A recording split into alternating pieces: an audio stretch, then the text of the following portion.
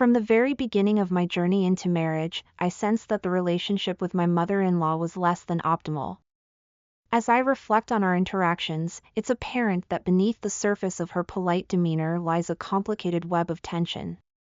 My spouse and I have just crossed the half-year mark of our union, a time that typically symbolizes blossoming love and intimacy, yet there lingers an unease that gnaws at the edges of our happiness. The initial meeting with her was pleasant, almost too good to be true.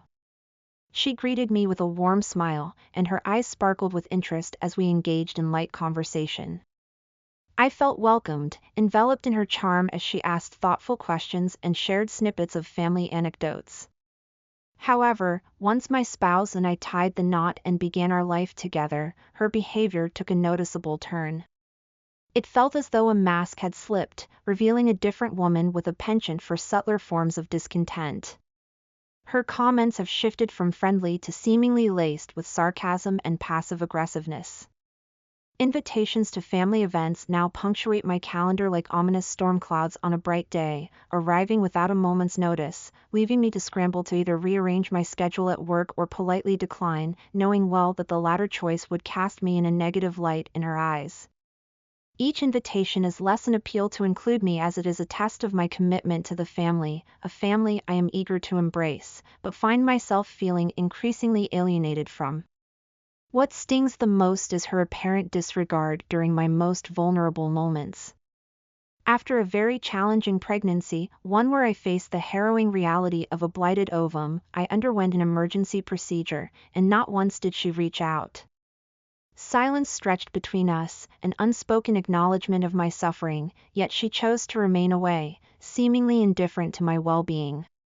That very same month, while we were at their vacation home, an incident revealed just how deeply absent my presence was in her mind. After she lost her phone, I took the initiative to call it in hopes of locating it.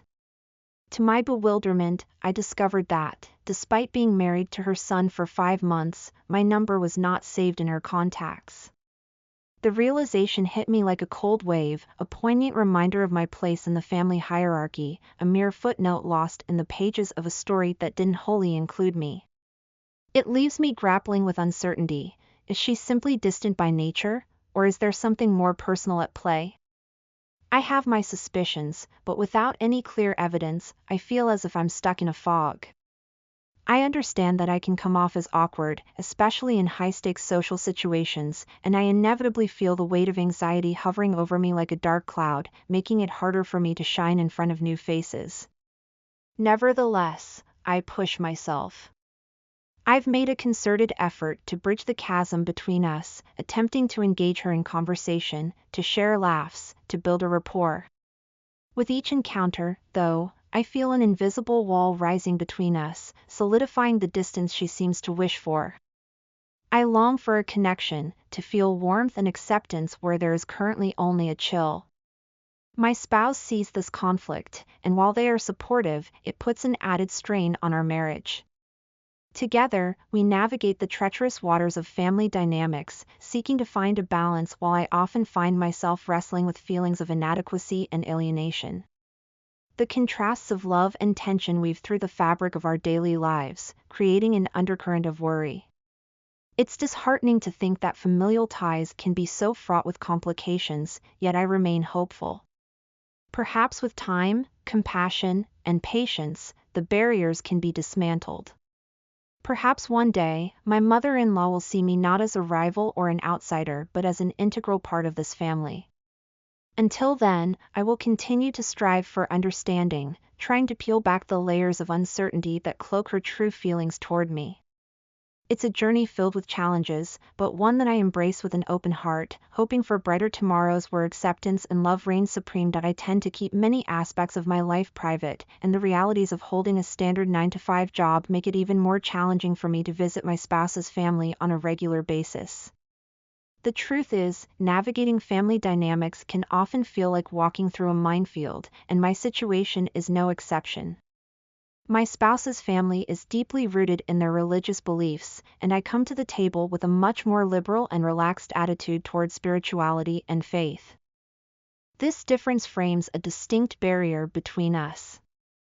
I stand out in gatherings, not just because of my physical appearance but because of my approach to life. I tend not to conform to their expectations. I don't wear the same traditional clothing that they find appropriate, nor do I communicate using the same spiritual undertones that permeate their conversations. My values and beliefs originate from different sources, and I don't rely on structured religious doctrine to guide my personal convictions. It's a position I have crafted over years of introspection and self-discovery, something my spouse understands and appreciates. Despite this, the stark contrasts between our worlds can create tension. There are moments when social events turn uncomfortable, especially when I observe interactions among family members that I find troubling. Instances of unkindness or dismissive behavior toward one another, or even toward others who aren't present, leave me feeling disillusioned. I cannot bring myself to find humor in their cruelty, nor can I force myself to engage in any form of banter that would endorse such behavior. Instead, I tend to withdraw, allowing silence to shield me from the discord. My spouse sees this unfold and stands by my side, stepping in to diffuse situations when necessary. However, it has become evident that her interventions only seem to deepen her family's contempt toward me. This creates an exhausting cycle where our attempts to seek harmony generate more division. In the privacy of our home, we discuss what unfolds, often concluding that her family's behavior can be strange and hurtful. Yet, they insist that their issues lie solely with her, dismissing the impact that their treatment has on me. They speak of their long-standing grievances as if they are isolated from our reality, claiming their discord is well beyond me and my perspective. However, this rationale does not alter the painful truths of my experience. The fact remains that I am often treated with a degree of disrespect and disdain that feels unfair, especially when considering how different their demeanor is toward her son. The unspoken favoritism weighs heavily on our interactions, and even those who acknowledge the disparity seem unwilling to address the root of the problem. It's as if, no matter how vocally aware they are of the issue, they prefer to sidestep the necessary conversations that could lead to genuine resolution. The emotional landscape becomes increasingly complicated when we acknowledge that my spouse has repeatedly faced the fallout of her past conflicts with her family. It's a tangled web of relationships colored by historical grievances, simmering resentment, and unvoiced expectations. I can see the toll this takes on her, as she bears the burden of being the bridge between two opposing worlds, one where loyalty is paramount, and another where understanding is scarce. Occasionally, we find ourselves in deeper discussions about our roles within this dynamic. My spouse expresses an awareness of the tensions that simmer just below the surface, and I remind her of how it feels when we are both on the receiving end of awkward comments or sidelong glances. These conversations are not easy, they demand vulnerability and courage. Yet, as we delve into the nuances of her family's behavior, I can't help but feel a sense of misplaced loyalty. Why do I feel obligated to tolerate the treatment meted out to me in the name of family unity? The more we unpack these issues, the more I realize that acknowledgement isn't synonymous with resolution. No matter how much we talk or try to dissect the underlying problems, the tangible outcomes remain unchanged. I will still be treated poorly, while they rush to extend warmth toward their son. The disparity weighs heavily on my heart, and though the conversations help, they do little to alleviate the discomfort I feel in those family gatherings and social settings. Ultimately, it has become clear that we are caught in a cycle that leaves both of us feeling trapped. I yearn for the day when we can gather around the dinner table and share stories without the shadow of tension looming overhead. I hope for an atmosphere where acceptance reigns, where my presence is celebrated rather than scrutinized. Perhaps in time, as we navigate this complex labyrinth of family dynamics together, change will occur. It is a slow process, but with patience and commitment, I hold on to the hope that we might one day cultivate a more harmonious environment, one that honors both our histories and our aspirations for the future. Navigating the intricacies of family dynamics can often feel like traversing a labyrinth, especially when it comes to in-laws. This particular journey has left me with an overwhelming sense of uncertainty regarding the best way to move forward. At my core, I find it difficult to prioritize harmony if it means suppressing my true self, yet, the discomfort brought about by tension is a feeling I find equally unappealing. It's a conundrum that seems to place me at a crossroads, teetering between the desire for connection and the pull of discord. My spouse's family is an integral part of their life, and I deeply understand the love and affection they hold for their mother. This connection, however, only intensifies my struggle, particularly given the recent shift in my mother-in-law's demeanor toward me. Initially, she presented herself as warm and welcoming. Her smiles and gestures of kindness felt like a soothing balm for my nervousness as I stepped into their world. But, as time has worn on, that amiable facade has given way to cold glances and, at times, backhanded comments that sting like sharp thorns. It's as if she's drawn an invisible line in the sand, one I seem unable to cross. Planning family gatherings has become a minefield. At first, I was excited to participate and forge new memories, but now, invitations seem to overflow with unsaid words and hidden meanings. I often find myself excluded from events that are important to my spouse, which is disheartening. It's as if a shadow lingers over these gatherings, whispering doubts about my place within the family. Yet, what truly weighs heavily on my heart is the silence that enveloped me during my traumatic pregnancy. While my spouse has been a rock of support, a lighthouse guiding me through stormy seas, my mother-in-law's absence felt like a deep wound. I longed for the comforting voice of a mother-in-law who could empathize with my pain, but her silence only reinforced my feeling of isolation. It's challenging to reconcile these experiences with the hope that one day, we might find a path to mutual understanding. I recognize that my desire to bridge this gap stems not just from my own wishes, but from the profound love I have for my spouse. Being part of a nurturing family environment is essential as we discuss the prospect of expanding our own family in the future. I want my children to grow up surrounded by grandparents who cherish them, but how can I create that atmosphere when I feel like an outsider looking in? Realizing the importance of this relationship, I find myself wishing for a shift in perspective, one that would allow my mother-in-law to see beyond her initial judgments.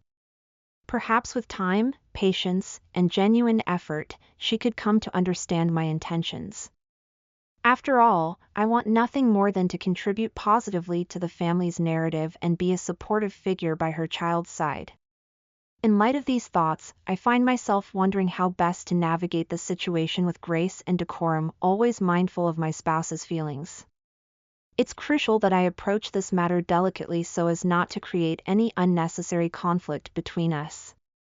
I've contemplated initiating open conversations with my mother-in-law to address the tension authentically, yet I fear her defenses may rise at the mere mention of our relationship. How does one broach such a sensitive topic without evoking past grievances or stirring the pot further? Additionally, I'm pondering ways to foster positive interactions that might help us bond over shared interests or experiences. Perhaps I could invite her to join in activities that allow us to connect without the weight of expectations looming overhead. Simple gestures, like sharing a cup of coffee or engaging in a lighthearted conversation about family traditions, could be stepping stones toward mending our relationship. I want her to understand that my affection for her child does not diminish her importance in their life, but rather, it seeks to honor it. Through my reflections, I am reminded that love can be a powerful catalyst for change.